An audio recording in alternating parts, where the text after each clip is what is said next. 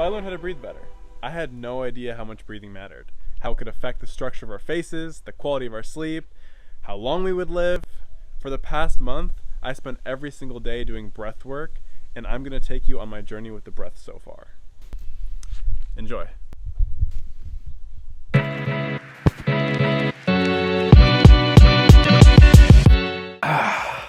Get comfortable. Can you guys hear me? Just kidding. Hello, my name is Shomari, and I spent the past month doing breath work every single day. I'm going to be telling you what I learned and why this matters to you. First of all, Breath by James Nestor. I got this book last year, and the book storekeeper person told me, hey, this book changed my life. I recommend you get this one. And so I did. I read it, and I'm going to give you some of my main takeaways from the book that are laid out by James Nestor. So I'm going to put on my James Nestor glasses and just tell you some of the important things to know about the breath. Don't use your mouth. Using your mouth is bad for several reasons. One of the reasons is that it has no filter. It causes us to often overbreathe. And thirdly, all other mammals, out of the 5,400 mammals on the planet, we're the only ones that use our mouths, except for dogs. And dogs use their mouths to thermoregulate, so that is not really to be taken into consideration. What's the solution?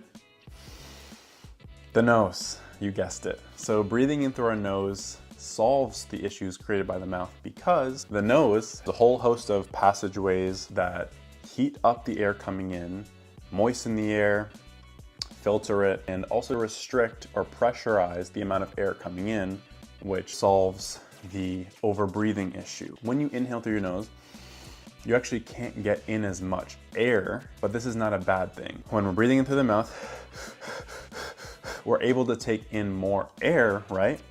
But when we're taking in this air that's not pressurized, not filtered, not moistened, not heated up, it stresses our body out. Nestor points out you should try just breathing in through your mouth for 20 seconds, just like that, and see how you feel. Notice it's not the greatest feeling. Another benefit of breathing in through the nose is that we're actually able to extract 20% more oxygen from the air that we breathe in through our nose as opposed to our mouths. Over the course of a lifetime, 20% is gonna add up. I mean, over the course of a day, 20% is gonna add up. The third thing, stop using your mouth, use your nose, third thing, is lung capacity. Nestor points out that in a study done 40 years ago among 5,000 participants, it was found that the #1 marker for longevity was actually lung capacity, not genetics or diet, as some people might think. That's a pretty astounding finding, and what it means is that the bigger your lungs are, that's gonna have the best effect on how long you're going to live. How can you do this? How can you improve your lung capacity?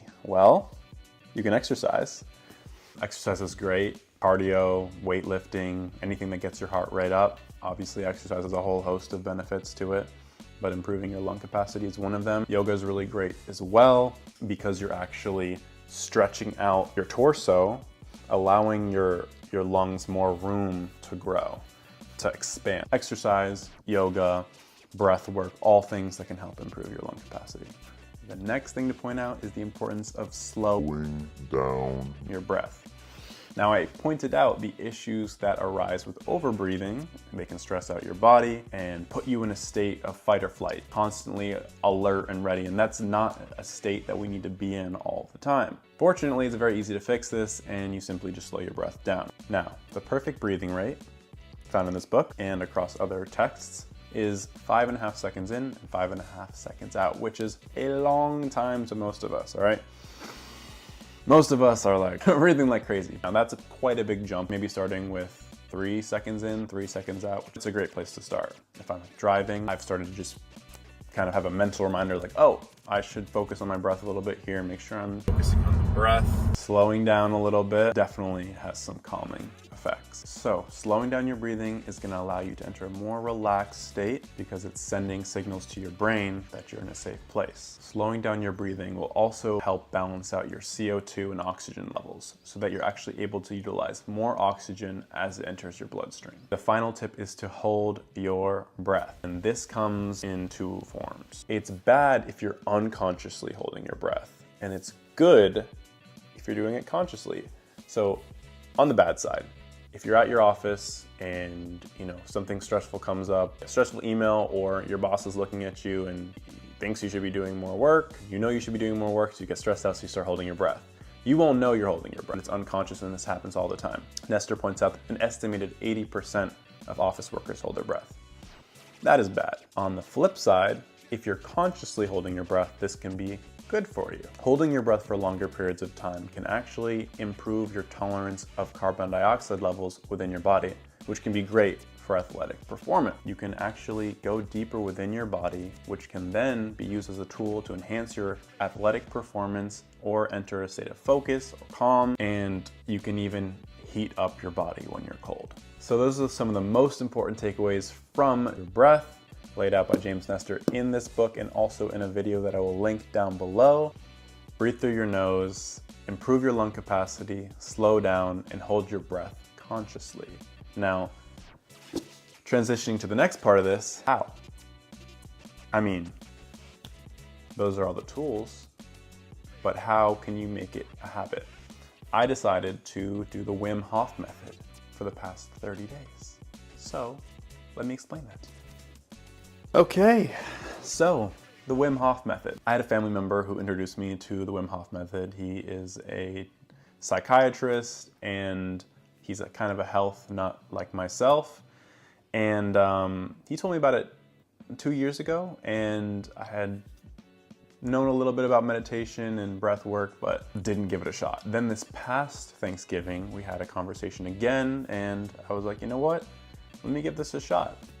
And I had just read the James Nestor book, so I thought, you know what? I really should just try this. So I did it the day after Thanksgiving, and wow, it was great. I felt a whole rush of body sensations, and it was just something I'd never experienced before. So I continued to experiment, and for the past 30 days, I did it every single day. I'm about to tell you the basics of how to perform the Wim Hof method, but you can also use the app. It makes it a lot easier. So the basics are 35 breaths with a full inhale. You want to fully inhale into the belly, chest, head, and then let it go.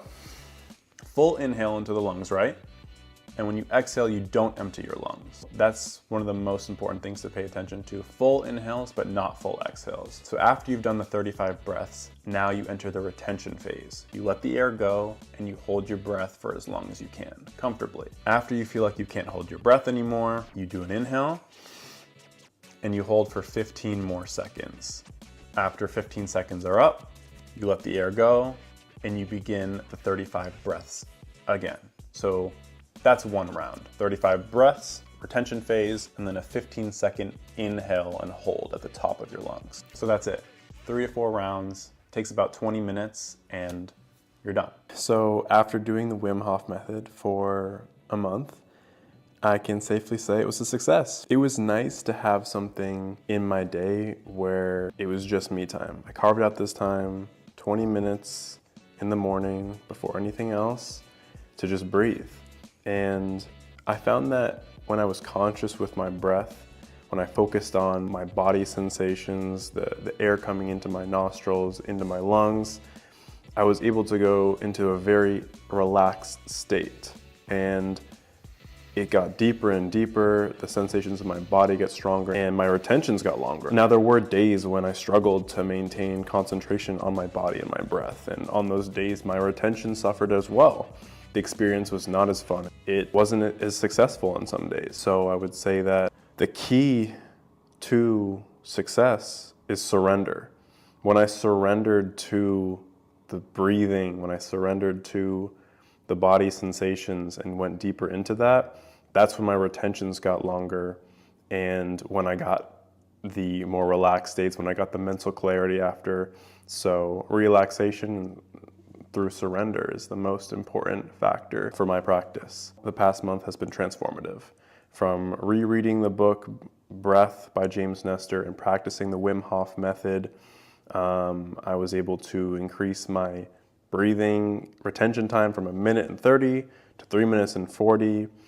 I felt a whole host of new bodily sensations. I reached mental clarity and relaxation that I've never experienced before.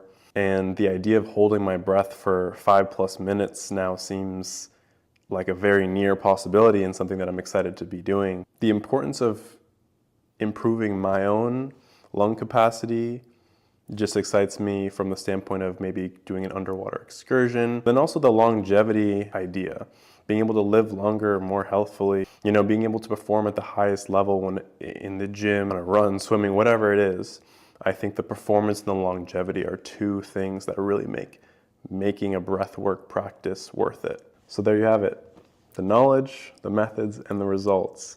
Highly recommend the breath book, highly recommend the Wim Hof Method app. Please share this with somebody who breathes and comment while holding your breath and breathe like your life depends on it, because it does. When I first thought of meditation, like maybe a year ago, I don't know, just deep breathing for what purpose? For mindfulness, to maybe calm down.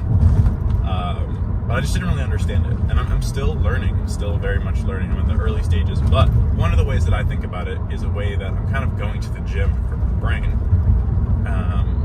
And when you sleep, that's like the best gym for your brain. That's just complete rest and reset. And when you're doing a kind of non-sleep deep rest, such as meditation, it allows you to kind of recalibrate, consciously recalibrate with your body and your mind and your spirit. And it takes time. It's not easy. It's like when you first go to the gym, you don't really know what you're supposed to be doing. You're kind of like, hey, should I go over here? How many sets, how many reps? What days do I train this? When you start meditation, I feel like it's kind of similar. You're like, okay, how do I not think about something? Okay, I'm just thinking about my breath. I'm thinking about my lungs. Okay, I'm thinking about some chores I have to do today. Where do I navigate my brain space? So it's not easy, but there's a lot of power in it. And just working on it, working to get that silence and that peace. But anyway, I think the breath is really important. And I think breath helps you become grounded. Listening to your heart, understanding how delicate it is and how blessed you are to have a body. Sometimes you just wake up and you just get your day started, you're just talking to people like, we're in this simulation. But if everyone were to move around the world being, with a sense of